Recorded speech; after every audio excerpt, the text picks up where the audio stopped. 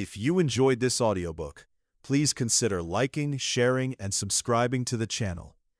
Chapter 1: The Magic Trick on Wall Street. Part 1: The day a stock splits and everyone cheers. But should they? Imagine this. It's August 2020, and Apple just announced a 4-for-1 stock split. Within hours, retail investors flooded trading platforms, buying shares as if Apple had just gone on sale. The stock jumped nearly 40% in the weeks following the announcement. Forums were buzzing, news anchors were grinning, and millions of people felt like they had just caught a break. But here is the thing nobody said out loud. Apple did not earn a single extra dollar because of that split, not one. A stock split is at its core a mathematical exercise. If you own one share worth $400 and the company does a 4-for-1 split, you now own 4 shares worth $100 each.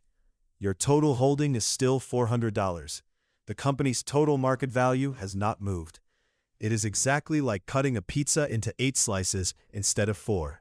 You have more slices, but you still have the same amount of pizza. The company's revenues, profits, products, and competitive position are completely unchanged the morning after a split. So why does everyone cheer? Because of something deeply human.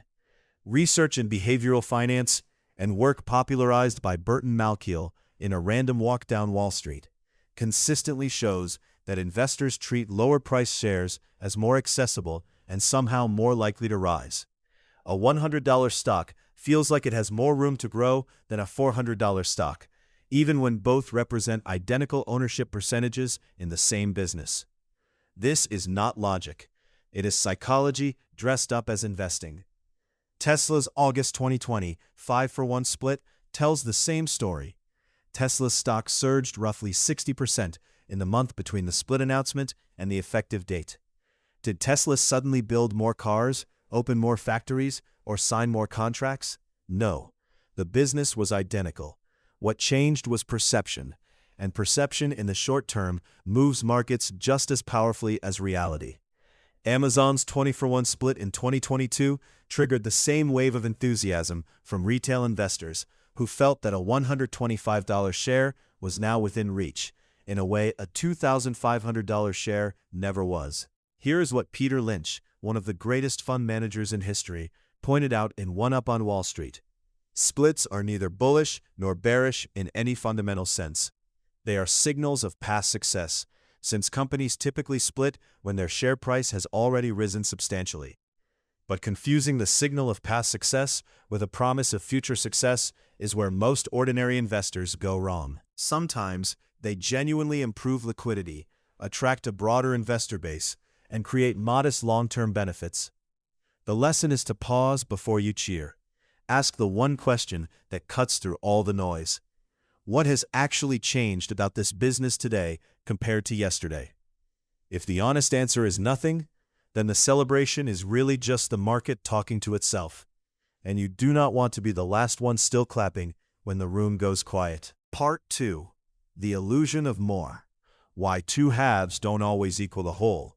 Think of your investment portfolio like a bottle of wine.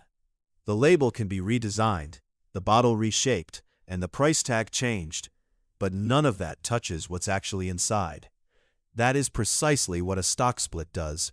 It redesigns the label. When a company executes a 2-for-1 split, every shareholder suddenly holds twice as many shares.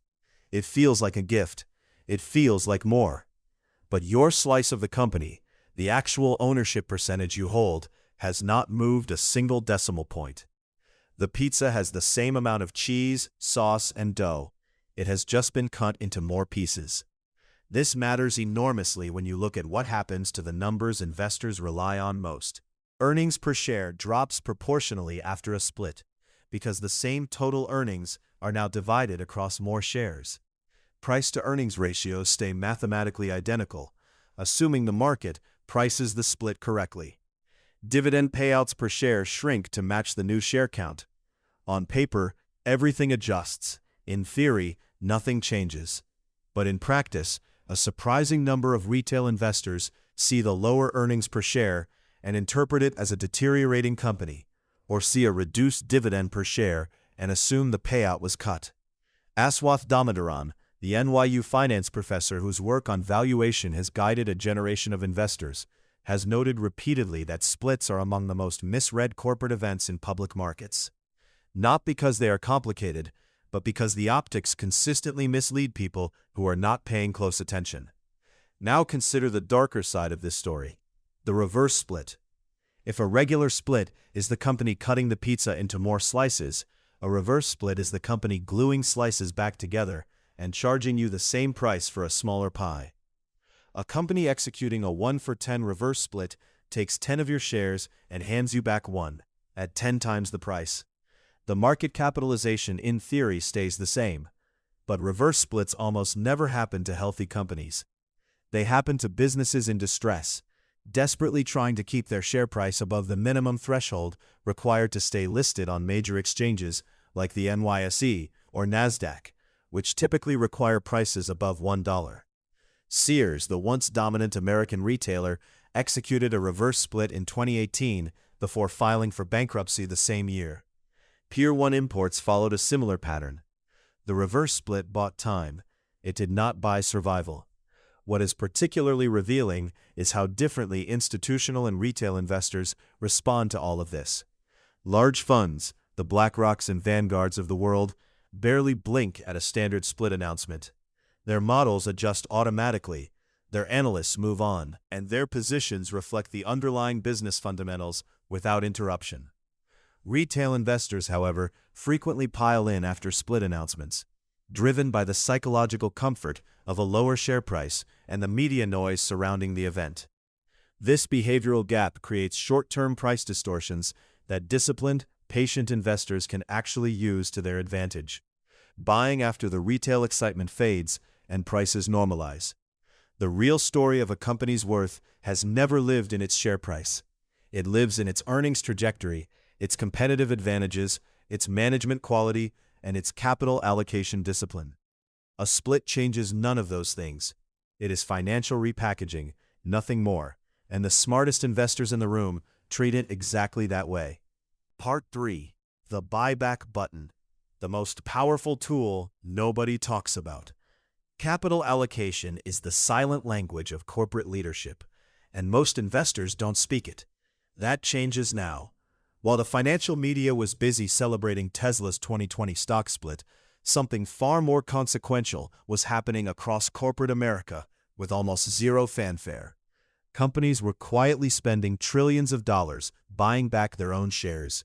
No balloons, no breaking news chyrons, just enormous sums of money moving in one deliberate direction, reshaping who owns what and how much each ownership slice is worth. A stock buyback, at its most basic, works like this. Imagine a company has 10 shareholders, each holding one slice of a 10-slice pie. The company uses its spare cash to buy back 2 of those slices and retire them. Now there are only 8 slices left, but the pie itself hasn't grown at all. Every remaining shareholder suddenly owns a slightly bigger piece of the same pie. That's the mechanic. Simple on the surface, but loaded with implications the moment you ask why the company chose to buy pie slices rather than, say, bake a bigger pie. The numbers behind buybacks are genuinely staggering. According to research from William Lazanick, published in his landmark Harvard Business Review work, Profits Without Prosperity, S&P 500 companies spent roughly $6.9 trillion on buybacks between 2004 and 2013 alone. Apple has repurchased over $600 billion of its own stock since 2012, a figure larger than the GDP of most countries. This is not a minor financial footnote. This is one of the dominant forces shaping the modern stock market. Buybacks weren't always this common. Before 1982, companies largely avoided repurchasing their own shares out of fear that regulators would treat it as market manipulation.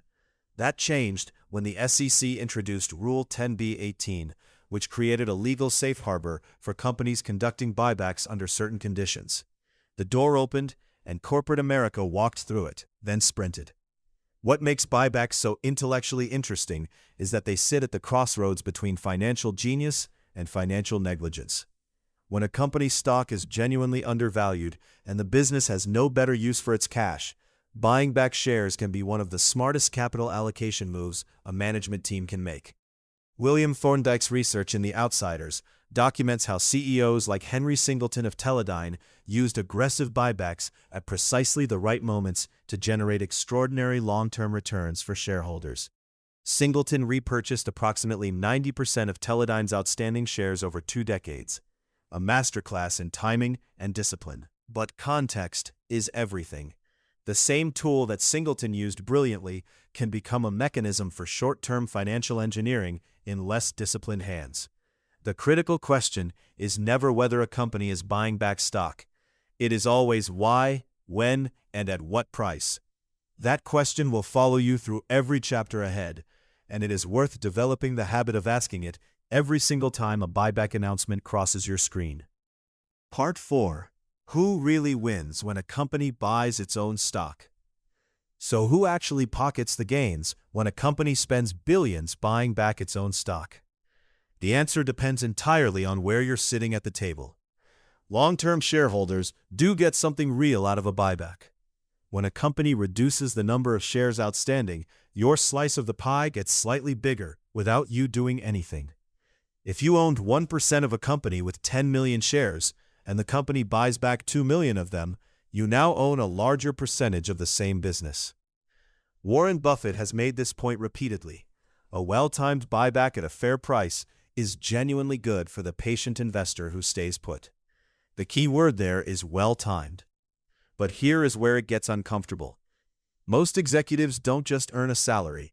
A significant portion of their compensation comes in the form of stock options, financial contracts that pay out when the share price rises above a certain level. This creates a quiet but powerful conflict of interest. When a CEO authorizes a buyback, the share price typically rises, which pushes their stock options into profit.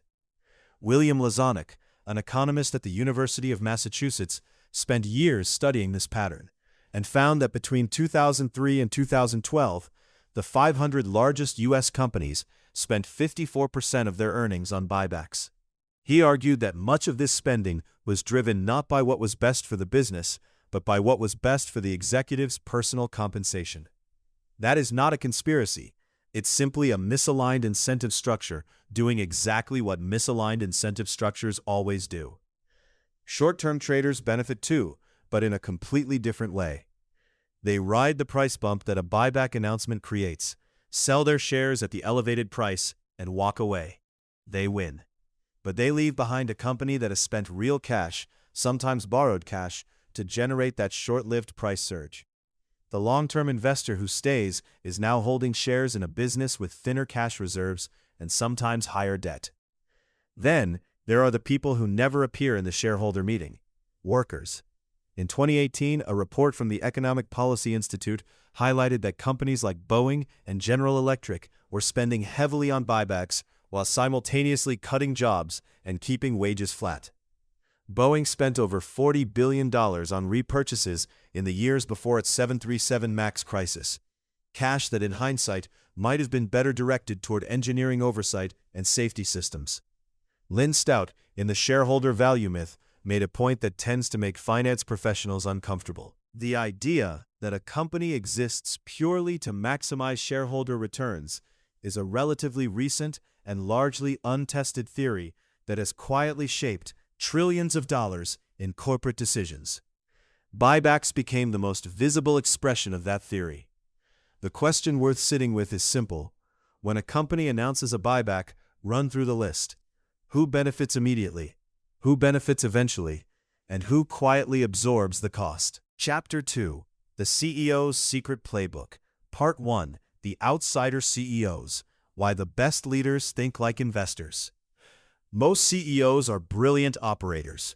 They can streamline a factory, launch a product, and grow revenue with impressive consistency. But ask them what to do with $1 billion in free cash, and many will simply look at what their competitors are doing and follow suit. That quiet, uncritical instinct, to copy rather than calculate, is where shareholder wealth quietly disappears. William Thorndike spent years studying a group of CEOs who did something radically different. In his research that became The Outsiders, he identified 8 executives who delivered returns that dwarfed the S&P 500 over decades. What made them unusual wasn't charisma or operational genius. It was the way they thought about money, specifically their own company's money. They thought like investors, not managers.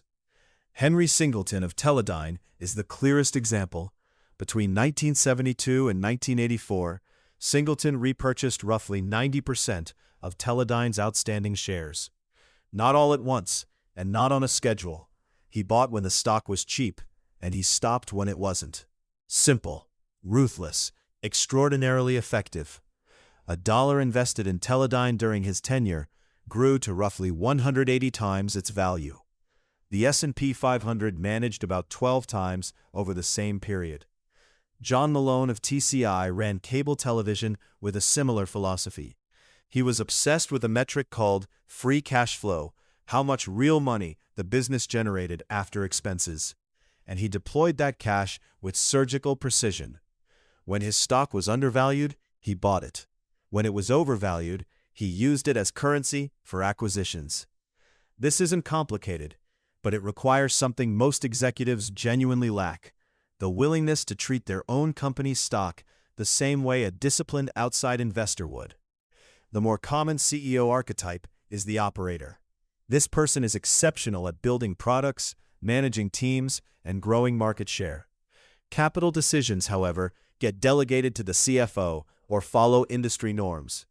Buybacks get authorized because there's excess cash, and the board expects it to be deployed. This is how billions get spent repurchasing overvalued stock, not out of malice, but out of habit. Thorndike's research makes a confronting point. The greatest destroyer of shareholder value isn't a bad product or a weak brand, it's misallocated capital. A company that wastes money buying back its own overpriced stock has made a bad investment. Full stop. The product line is irrelevant. This is where the concept of intrinsic value becomes essential. Intrinsic value is simply what a business is genuinely worth, based on the cash it will generate over its lifetime, not what the market says it's worth today. The outsider CEOs used intrinsic value as their reference point for every major financial decision. A buyback only made sense when the stock price was sitting clearly below that number. When it wasn't, they waited, or they found better uses for the cash. That reframes everything. A buyback isn't just a financial transaction on a balance sheet. It's a public declaration by leadership that they believe with conviction their company is worth more than the market currently recognizes. When Singleton repurchased 90% of Teledyne's shares, he was making an enormous bet on his own judgment of what the business was truly worth. He was right. But that confidence wasn't arrogance, it was arithmetic. Part 2. Buying cheap, selling dear. The art of timing a buyback. And that arithmetic is brutally unforgiving when executives get it wrong. Here is the uncomfortable reality that most financial headlines skip over. The majority of corporate buybacks happen at the worst possible time. Not because CFOs are incompetent, but because the conditions that generate excess cash, booming sales, rising profits, record stock prices, are exactly the conditions that make buybacks most expensive and least sensible. It is the corporate equivalent of grocery shopping when you are hungry and everything looks good. You spend more than you should. Consider IBM. Between 2012 and 2019, IBM spent roughly $50 billion buying back its own shares. The stock was not cheap by any reasonable measure during much of that period. Revenue was declining, the business model was struggling to adapt, and yet billions flowed out the door into repurchases.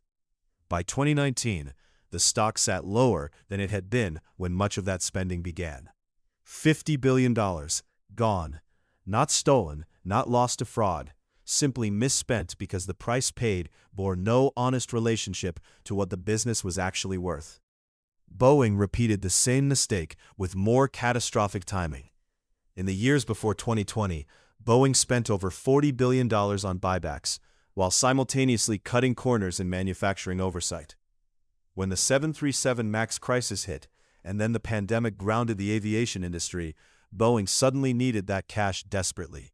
It did not have it. The buybacks had consumed capital that could have served as a buffer. This is what William Lazonik described as profits without prosperity.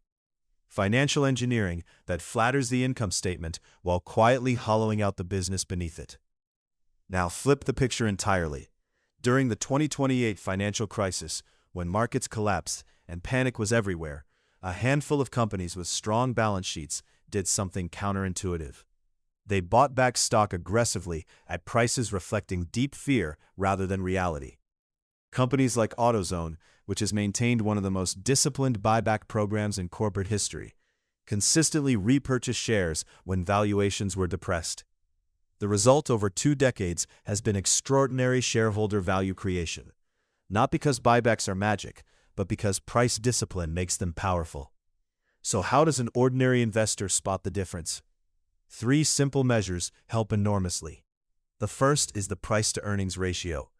If a company's stock trades at 30 times earnings and it launches a buyback, that company is paying a premium price for its own shares, the equivalent of buying your neighbor's house at the peak of a housing bubble. The second is free cash flow yield, which simply asks, how much actual cash does the business generate relative to what investors are paying for it? A buyback funded by genuine cash flow at a low valuation is fundamentally different from one funded by debt at an inflated price. The third is book value, the basic accounting worth of what the company owns minus what it owes. When a stock trades far above book value, repurchases become increasingly hard to justify on pure arithmetic grounds. The deeper lesson here, and the one that separates genuinely great capital allocators from the rest, is temperament. It takes real discipline to sit on cash when analysts are pushing for action, when boards want to show shareholders something, and when peers are all announcing splashy repurchase programs. But as Benjamin Graham observed decades ago, price is what you pay, and value is what you get. Those two numbers can be wildly different, and the gap between them is exactly where management quality either reveals itself or destroys itself. Part 3. When splits signal confidence and when they're just noise. Stock splits are one of the most misunderstood corporate actions in investing, and most people react to them based entirely on emotion rather than evidence. Here is the simplest way to think about a stock split. Imagine you have a pizza cut into 8 slices. Now someone cuts each slice in half. You have 16 pieces, but it is still the same pizza. That is all a stock split does. Apple splitting its stock 4-for-1 in August 2020 did not make the company more valuable overnight. It just meant that instead of owning 1 share at $500, you owned 4 shares at $125 each. Same pizza, more slices. So why does any of this matter? Because the short-term market reaction to split announcements is often positive, and that creates a dangerous illusion. Research has consistently shown that stocks tend to outperform in the weeks following a split announcement. But here's the part most people miss. That momentum is almost always driven by the excitement of the announcement, not by any real change in the business. When Apple split its stock, its iPhone still sold the same number of units the next day. Its profit margins did not change. Nothing fundamental shifted. The honest question to ask is this: why is the stock at a high price in the first place? If the answer is that the company has genuinely compounded earnings for years, built a durable competitive advantage, and consistently delivered for shareholders, then the split is exactly what it looks like: a byproduct of real success, a celebration dressed in financial clothing.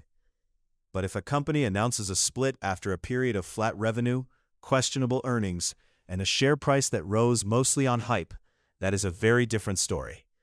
In that case, management is essentially hoping that a lower price tag will attract retail investors who confuse affordable with good value. This is not a hypothetical risk. Companies have used split announcements as a way to generate buzz during quiet or even mediocre periods. A lower share price feels more accessible to everyday investors, and human psychology makes us instinctively equate a $10 stock with room to grow, and a $900 stock with being too expensive. Neither instinct has any basis in logic. A $10 stock in a failing business is far more dangerous than a $900 stock in a world-class company. Warren Buffett understood this better than almost anyone. which is why Berkshire Hathaway's Class A shares have never been split and currently trade above $600,000 per share. That decision was deliberate and deeply philosophical. Buffett wanted to attract long-term, patient, serious investors, not traders chasing short-term momentum. Would change the character of Berkshire's investor base by inviting in exactly the kind of short-term thinking he spent his career avoiding. The price itself became a filter.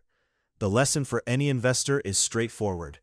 When a split is announced, look past the excitement and ask what the business has actually done over the past 3 to 5 years.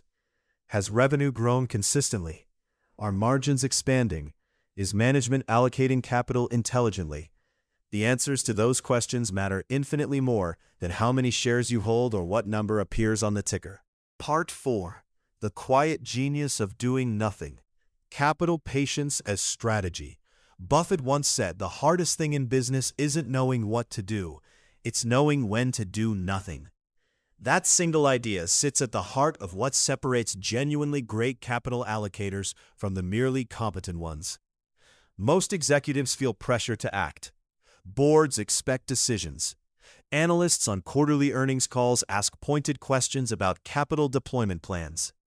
Wall Street has a deeply ingrained bias toward motion, as if stillness itself is evidence of a failing imagination.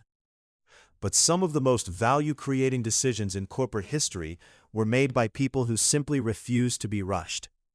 Berkshire Hathaway is the clearest living example of this principle. For years, Buffett and Munger sat on growing piles of cash, sometimes tens of billions of dollars, while analysts and commentators argued they were failing shareholders. The critics were wrong. That cash was not laziness. It was loaded ammunition waiting for the right target. When the 2008 financial crisis hit, Berkshire deployed capital into Goldman Sachs and General Electric on terms so favorable they would have been unimaginable in calmer times. Patience had created the conditions for a decisive strike. The opposite behavior is far more common and far more damaging. Think about the wave of technology and retail companies that rushed into buybacks between 2015 and 2019, when their stocks were trading at historically rich valuations.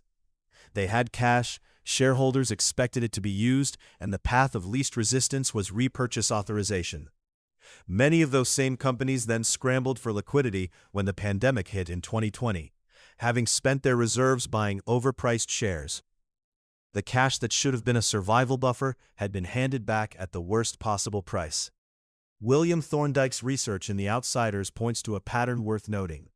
The CEOs who generated extraordinary long-term returns weren't the ones who deployed capital constantly, they were the ones who deployed it selectively. Henry Singleton of Teledyne would go long stretches without touching his cash, then move with unusual aggression when valuations aligned with reality. That timing discipline, not perpetual activity, was the engine of his outperformance. Part of the problem is structural. When executive compensation is tied to near-term earnings per share, the incentive to buy back stock, which mechanically boosts EPS by reducing share count, becomes almost irresistible, regardless of whether the stock is actually cheap. Board governance rarely challenges this logic because the action looks responsible on the surface. It's only in hindsight, when the balance sheet is thin and opportunities are missed, that the true consequences become clear, that the true cost becomes visible. Patience in capital allocation is not glamorous. It doesn't generate press releases or excite shareholders on earnings calls. But as Munger put it plainly, the big money is made not by buying and selling, but by waiting. That wisdom is simple to repeat and extraordinarily difficult to practice, which is precisely why the executives who master it tend to be the ones who build something genuinely lasting. Chapter 3. The Dark Side of the Buyback. Part 1. Profits without progress. The Hollow Growth Trap. What if a company's earnings per share climbed every single year for 10 straight years, and the business itself never actually improved? No new customers, no better products, no real growth. Just a number on a spreadsheet going up because the math was quietly manipulated. That is the hollow growth trap, and more companies have fallen into it than most investors ever realize. Here's the simple mechanics of it. Say a company earns $1 billion and has 100 million shares outstanding. That gives you an earnings per share of $10. Now imagine that same company buys back 10 million shares, same $1 billion in profit. But now there are only 90 million shares. Suddenly, EPS jumps to $11.11. The business did not grow. Nothing improved. The number just got better because the denominator got smaller. It is the corporate equivalent of cutting a pizza into fewer slices and calling it a bigger pizza. William Lazonick, an economist at the University of Massachusetts Lowell, spent years tracking exactly this pattern across hundreds of S&P 500 companies. What he found was striking. Between 2003 and 2012, the 500 largest public companies spent a combined $4 trillion on buybacks, roughly 54% of their total earnings. Many of these same companies showed steady EPS growth throughout that period.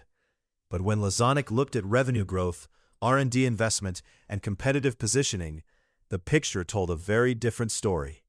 The numbers were going up. The businesses were standing still. The industries where this damage ran deepest were airlines, traditional retail, and legacy technology firms. These were sectors that desperately needed capital reinvestment to modernize operations, retrain workforces, and compete against nimble new entrants. Instead, cash flowed out the door through repurchase programs. Sears is perhaps the most documented example.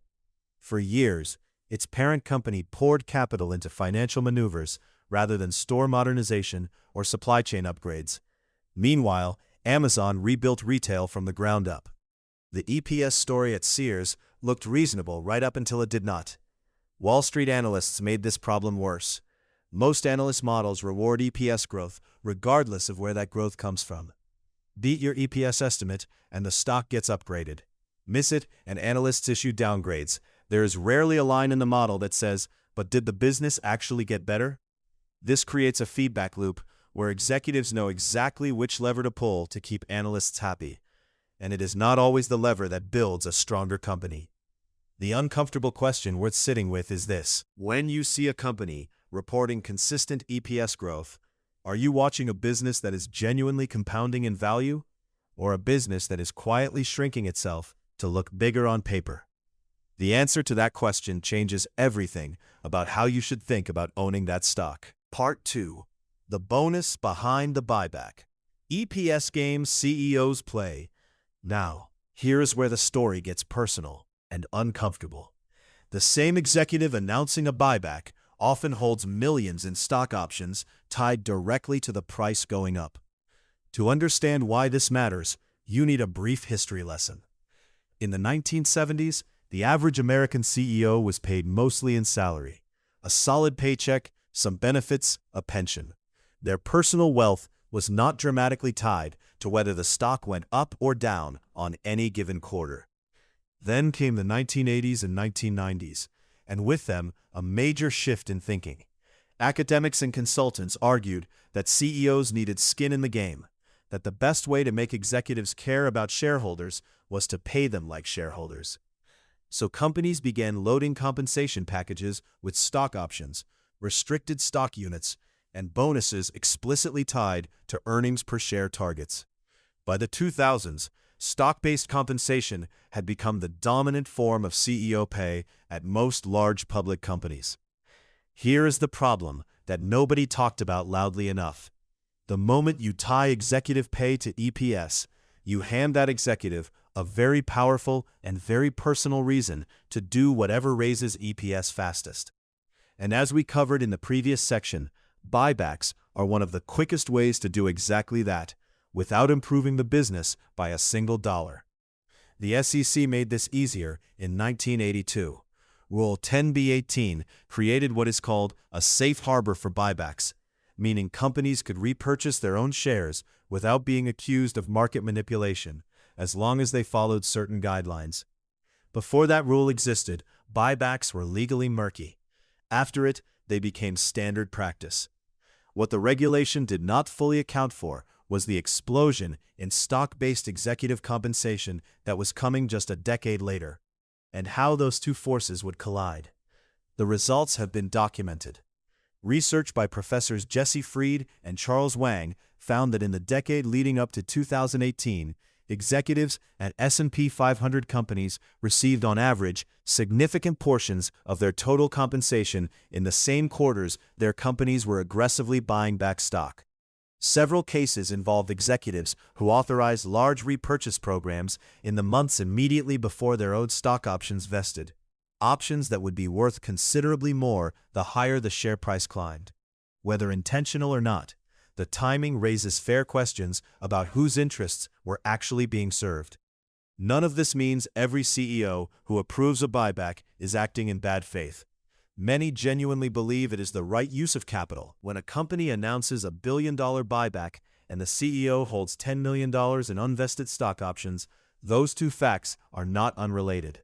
Lynch, in her book The Shareholder Value Myth, argued that treating shareholders as the only priority in corporate decision-making creates a system where short-term price movements eclipse every other consideration, and executive pay structures are precisely the mechanism that makes that happen. The question worth asking every time you read a buyback announcement is simple: who benefits most, and on what timeline? Shareholders benefit if the stock rises, but so does the CEO, often faster and often more. Part 3. What gets sacrificed? R&D, workers, and long-term bets.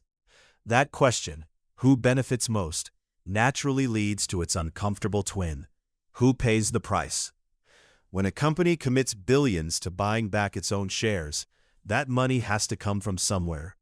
It comes from cash that could have funded a new product line, retrained a workforce, or kept a research lab open for another decade.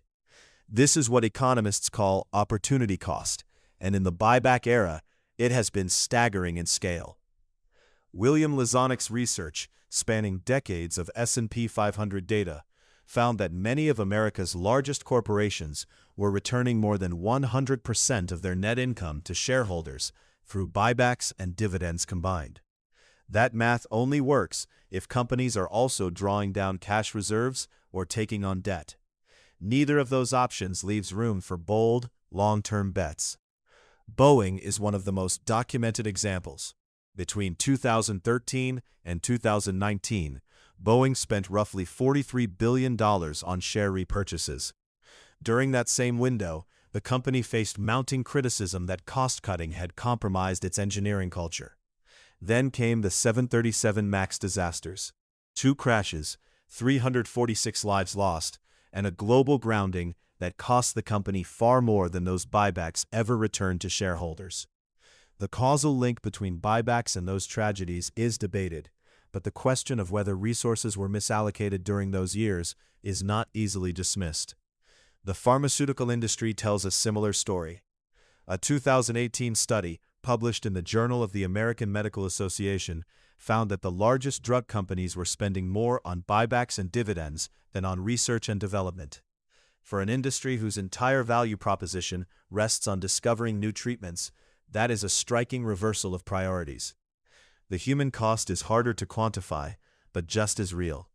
Research from the Roosevelt Institute found a strong correlation between companies with aggressive buyback programs and those with stagnant median wages.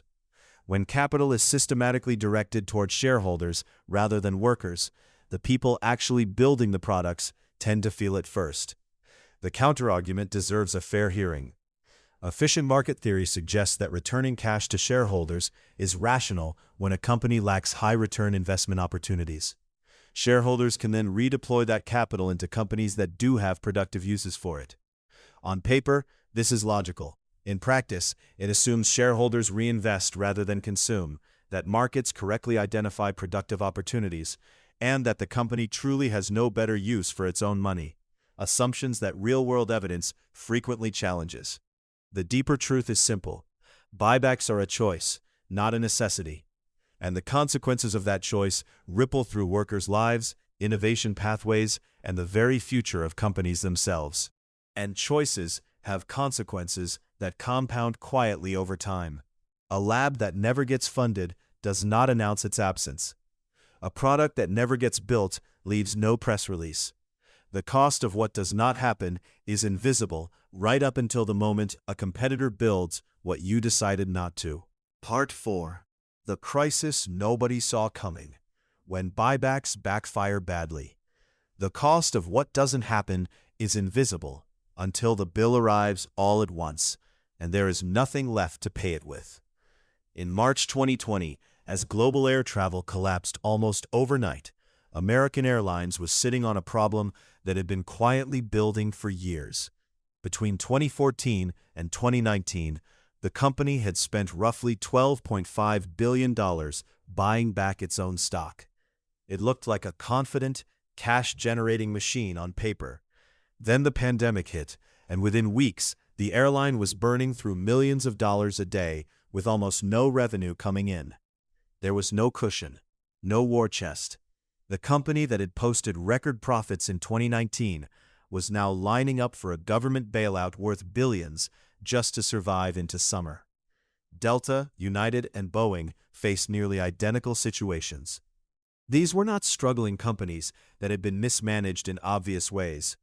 They were companies that had systematically chosen to return cash to shareholders rather than hold it in reserve, and that choice, rational in calm weather, became catastrophic in a storm. This is the structural danger that buybacks create when pushed to the extreme. Think of it like spending every dollar of your salary every month, then borrowing extra to treat yourself on top of that. Life is great until your car breaks down or you lose your job. The airlines had essentially done this at a corporate scale. Worse, many had taken on debt specifically to fund buybacks, meaning they were not just spending their savings, they were borrowing money to hand it out. When the crisis hit, they faced collapsing revenue and rising debt simultaneously, with almost no flexibility to respond. The 2008 financial crisis told a nearly identical story a decade earlier. Major banks had spent years returning capital to shareholders through buybacks and dividends, operating with thin capital buffers that regulators later admitted were dangerously inadequate. When mortgage markets seized up, institutions like Citigroup and Lehman Brothers had no meaningful reserve to absorb losses. Lehman collapsed. Citigroup required a $45 billion government rescue. Patricia Crisafulli's detailed account of that period makes the mechanism painfully clear. Years of capital distribution had hollowed out the balance sheets of institutions that were supposed to be the bedrock of the financial system. None of this means buybacks are inherently wrong.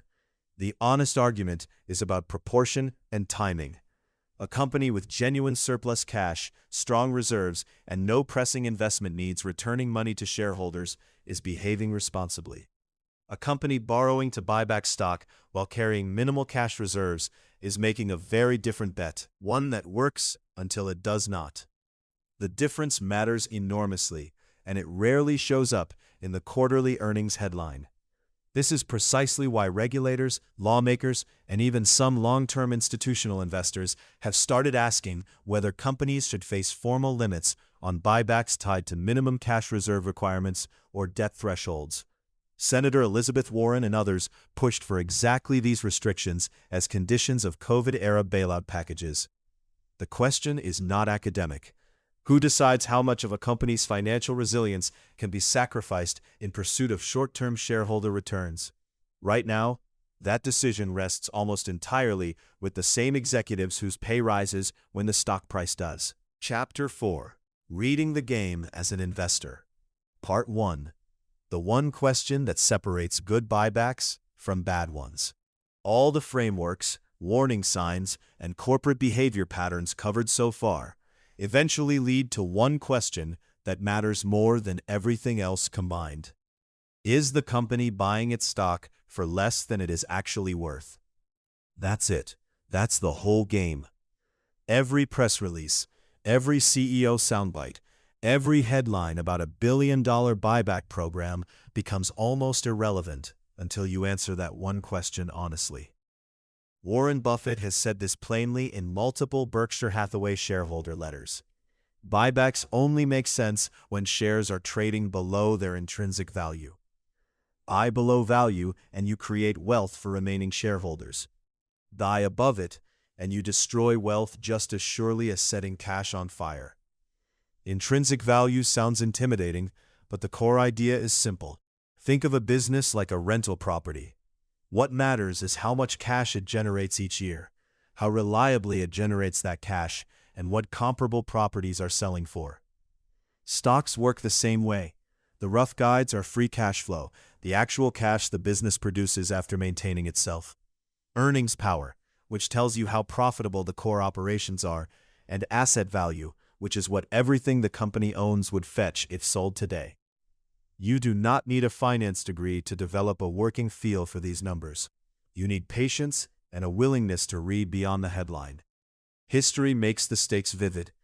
In 2011 and 2012, Apple was generating enormous free cash flow, but its stock was trading at what many analysts considered a significant discount to fair value.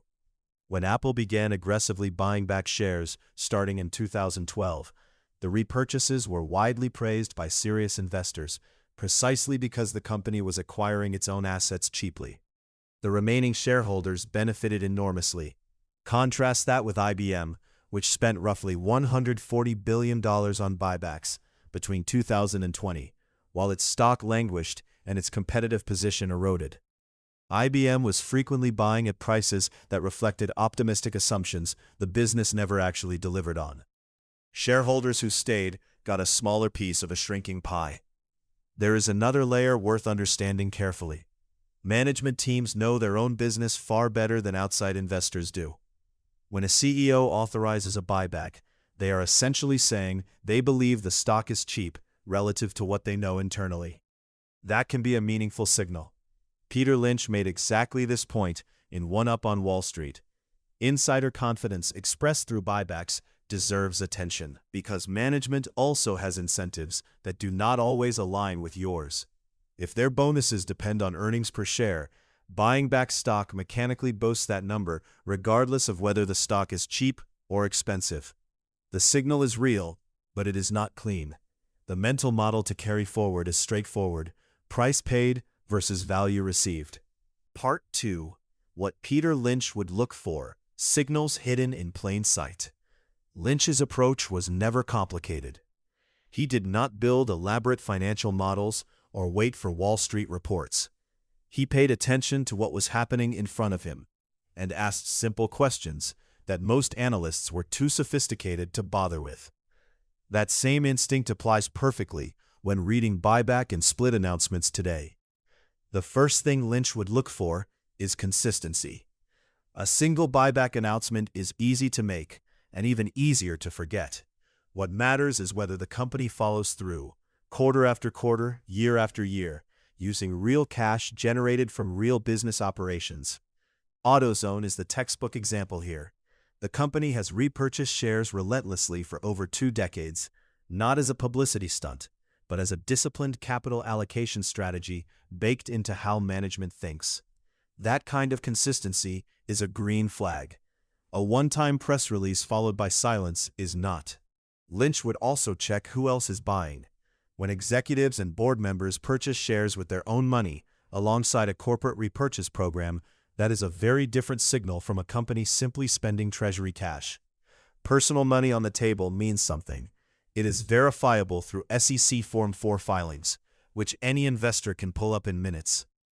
If management is announcing buybacks, but insiders are quietly selling, that contradiction deserves serious attention. The funding source matters just as much. A buyback financed from genuine free cash flow, money left over after running the business and investing in its future, is a sign of financial health. A buyback financed by issuing new debt is a different animal entirely.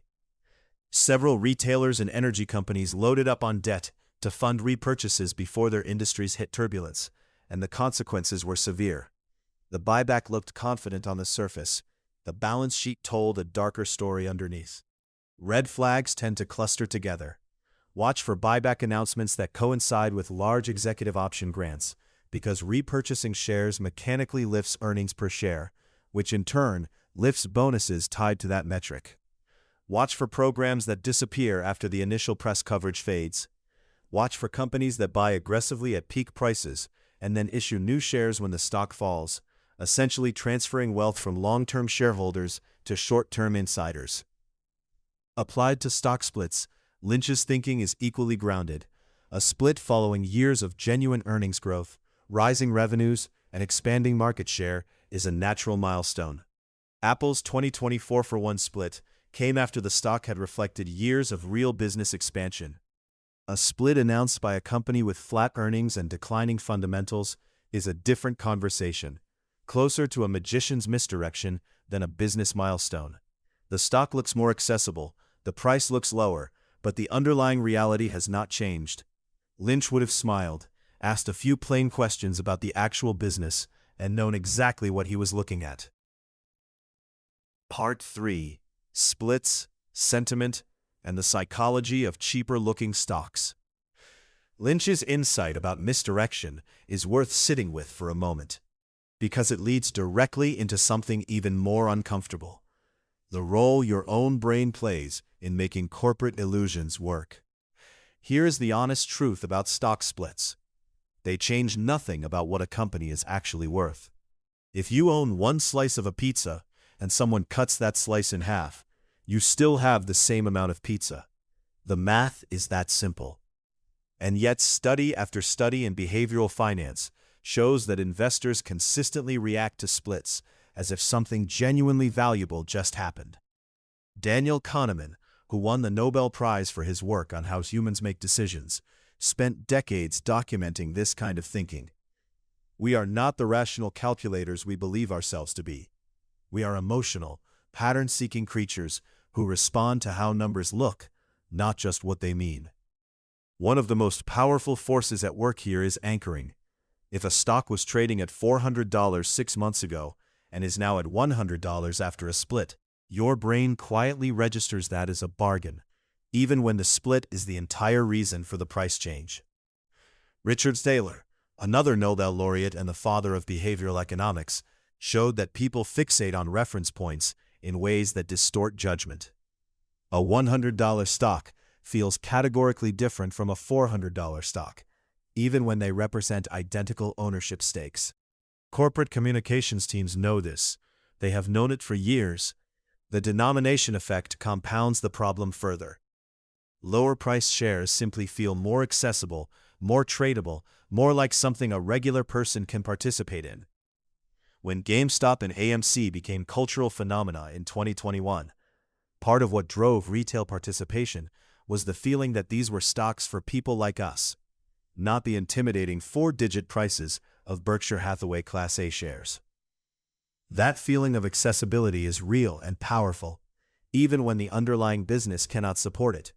Social media has turned these psychological triggers into something far more volatile.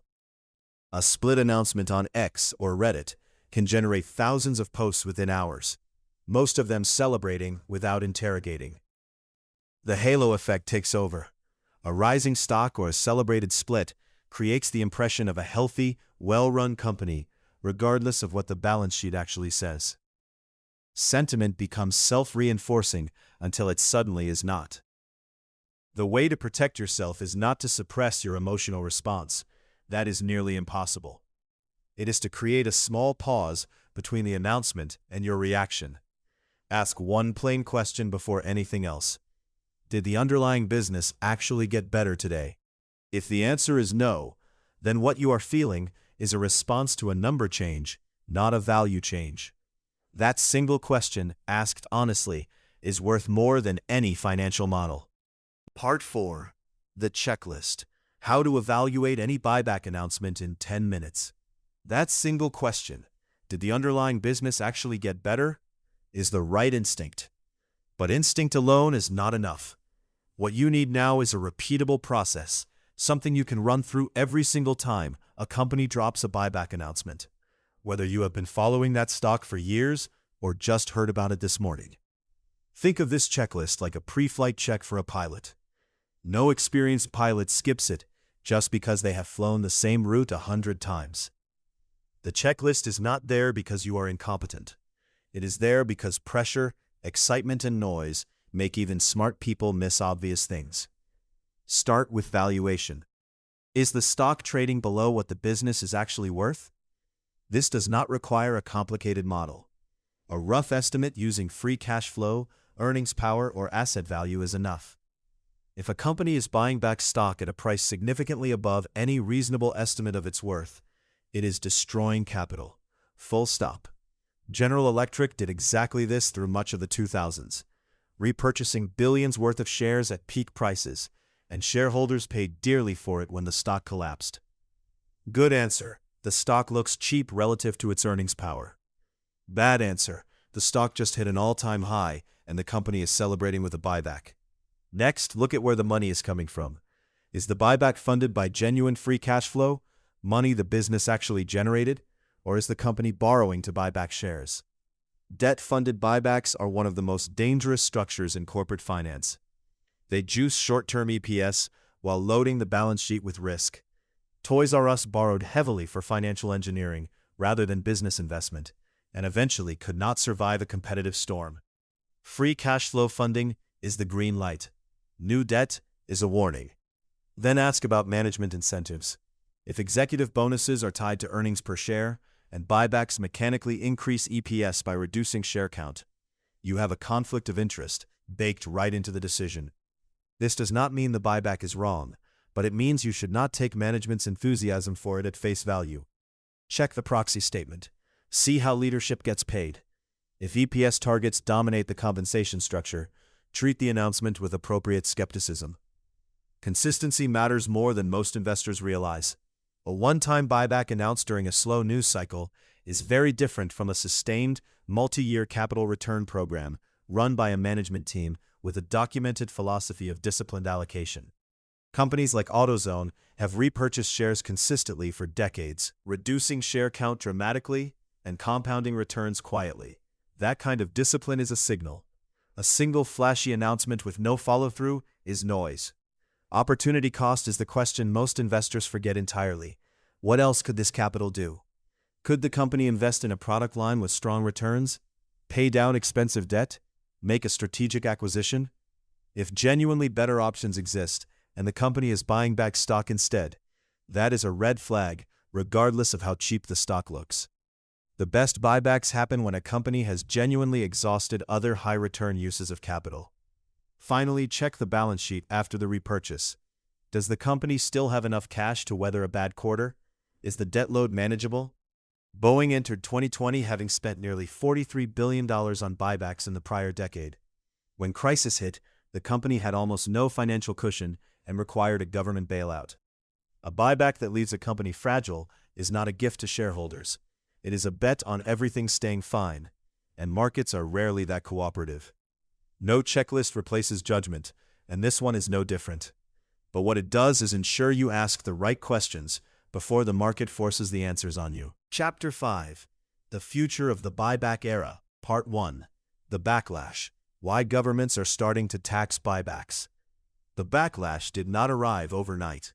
For years, buybacks were treated like a private transaction between a company and its shareholders, nobody else's business. That quiet acceptance is now over. When the United States passed the Inflation Reduction Act in August 2022, buried inside the landmark legislation was something that would have seemed politically impossible a decade earlier: a 1% excise tax on corporate stock buybacks. On its own, 1% sounds small. Apple alone spent over $85 billion on repurchases in fiscal year 2022, meaning the tax would cost them roughly $850 million. That is not nothing. But the real significance was not the dollar figure, it was the signal. For the first time, the U.S. government said plainly that buybacks deserve a separate tax treatment. That is a shift in how policymakers see these transactions. So what changed? The short answer is that the post-2008 era of record-breaking buybacks eventually became too visible to ignore. When companies like Boeing spent more on buybacks than on engineering in the years before two of its 737 MAX jets crashed, killing 346 people, people started asking harder questions. When S&P 500 companies collectively spent over $5 trillion on repurchases between 2012 and 2019, while worker wages stagnated, economists like William Lazonick made the argument plainly. Corporations were choosing shareholders over employees, and the tax code was letting them do it quietly. Progressive critics framed it as a wealth concentration machine. Roughly 90% of U.S. stocks are owned by the wealthiest 10% of households. So when companies spend billions lifting share prices, the gains flow overwhelmingly to people who are already rich. Senator Sherrod Brown and Senator Marco Rubio, about as far apart politically as two senators can be, both raised concerns about buyback excess, which tells you the issue had traveled beyond the usual partisan lines. But the conservative argument deserves fair treatment too. Critics of regulation point out that capital is not destroyed when it is returned to shareholders. It gets reinvested elsewhere. A pension fund that receives buyback proceeds can put that money into a startup, a bond, or an infrastructure project. Restricting where companies can spend their own money, this argument goes, is government overreach into decisions that markets handle more efficiently. The most honest answer is that both sides are partially right, and the outcome depends heavily on what actually happens to the redirected cash. Research from the Roosevelt Institute found that when buybacks are restricted, companies do not automatically invest more in workers or factories. Sometimes they pursue acquisitions instead, or funnel money into executive compensation through other routes. The cash has to go somewhere, and without structural changes to incentive systems, it tends to find the path that rewards executives most directly. Other countries are watching and experimenting. The European Union has introduced stricter disclosure requirements around repurchase programs. The UK has debated similar excise measures. India has periodically taxed buybacks at the corporate level.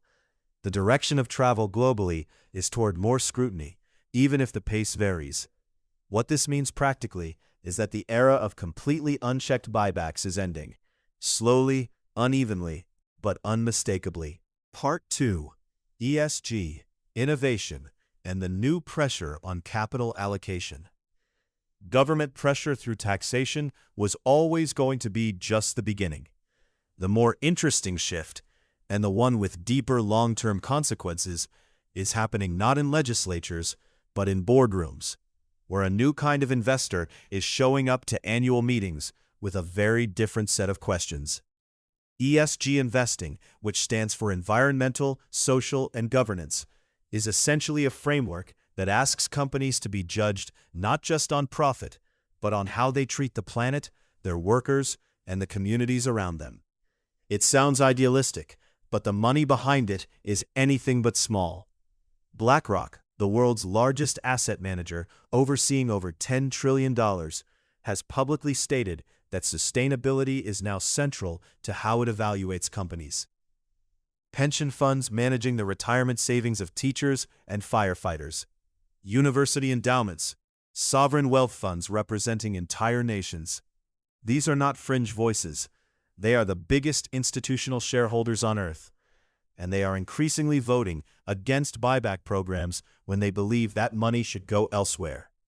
In 2021, a tiny activist hedge fund called Engine No. 1, with less than 1% of ExxonMobil's shares, managed to elect 3 new board members by arguing that Exxon was spending too much on buybacks and dividends while underinvesting in energy transition.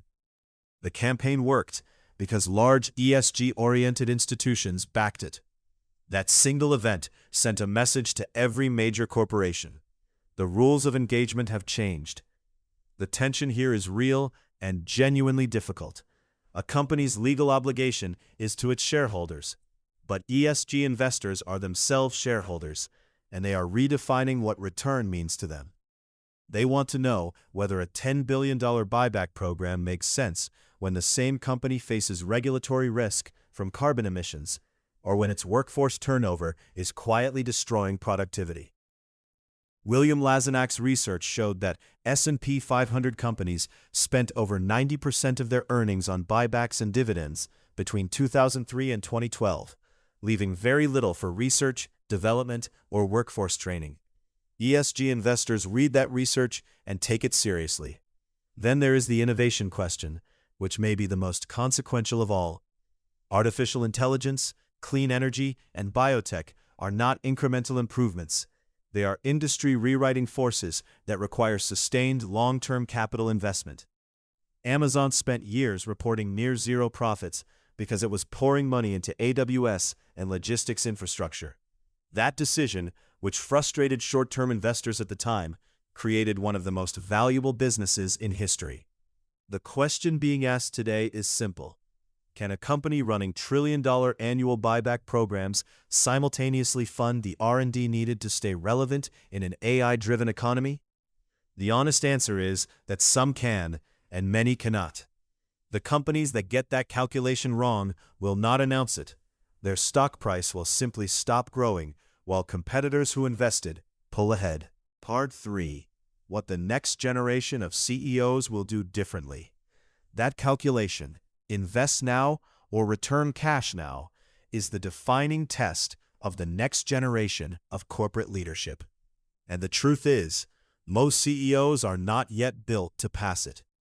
The leaders who rose through the ranks during the buyback boom were rewarded for a very specific behavior: managing quarterly earnings per share upward, keeping activist investors satisfied, and ensuring the stock chart moved in one direction. That system produced skilled operators. It did not always produce great capital allocators. William Thorndike's research in The Outsiders made this distinction clear decades before it became fashionable. The best CEOs in history were not the best operators or the best marketers. They were the best at deciding what to do with money. That skill is now back at the center of the conversation.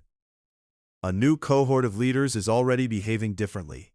Satya Nadella at Microsoft restructured executive compensation to reward long-term cloud growth and employee satisfaction metrics alongside share performance.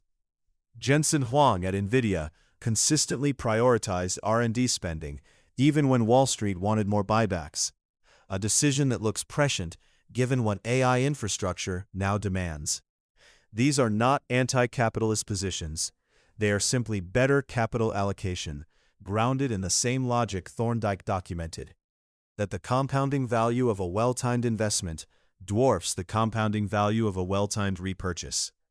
Governance structures are slowly catching up. Institutional shareholder services and major pension funds have begun pushing for longer vesting periods on executive stock grants, sometimes 5 to 7 years instead of the standard 3. The logic is simple. If a CEO's options vest in 3 years, she thinks in 3-year windows. Stretch that to 7, and the math of patient investment starts to look more attractive than the math of a buyback. Board diversity efforts, while imperfect, are also introducing voices that ask different questions about capital use, including questions about workforce investment and community impact that previous boards rarely raised. Activist investors, historically the loudest voices demanding buybacks, are not disappearing, but their playbook is evolving. Engine #1 successful campaign against ExxonMobil in 2021, winning 3 board seats by arguing that the company's capital allocation strategy was destroying long-term value, showed that activism itself can now be wielded in favor of long-term investment rather than against it. That is a meaningful shift. The honest assessment is this: the financial incentives that built the buyback era are still largely in place. Stock-based compensation, quarterly reporting pressure, and the short memory of markets have not fundamentally changed. But the conversation has moved in ways that cannot be walked back.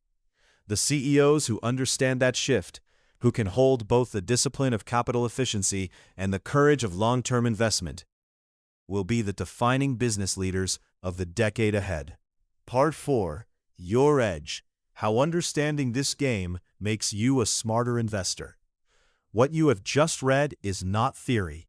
It is the operating system of the financial world, the one that runs quietly in the background while most investors react to stock prices, earnings headlines, and the latest news cycle. The question now is simple: what are you going to do with it?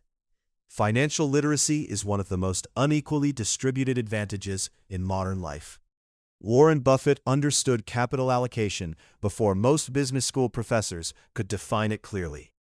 Peter Lynch spent decades of fidelity watching retail investors make the same avoidable mistakes, buying on excitement, selling on fear, and never once asking who was actually benefiting from the corporate actions they were cheering. That gap between the informed and the uninformed is not accidental. It is structural, and it costs ordinary investors real money year after year. Understanding buybacks and splits gives you something most investors simply do not have: a framework for asking better questions. When a company announces a $10 billion repurchase program, the average investor sees confidence. You now see something more nuanced. You ask whether the stock is actually cheap or whether management is buying at a peak to prop up earnings per share. You ask whether the cash came from operations or from borrowed money.